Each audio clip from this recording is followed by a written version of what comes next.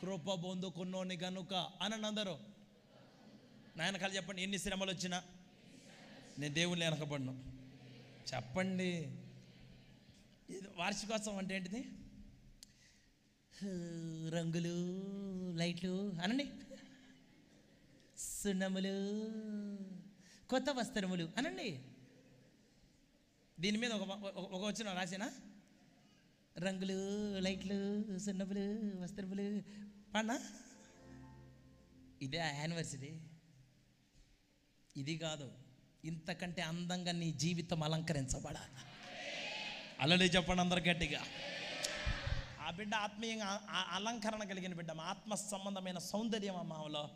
ఎన్ని శ్రమలు వచ్చి వెనకబడదక్క, ఎన్ని పనులైనా పక్కన పెట్టి. మీ గురించి ఏమన్నా ఈ సాక్ష్యం చెప్పగలరా? 2024 సంవత్సరంలో ఒక ఆదివారం కూడా మానుకోకుండా చర్చికి వచ్చిన వాళ్ళు చెప్పండి. హల్లెలూయా.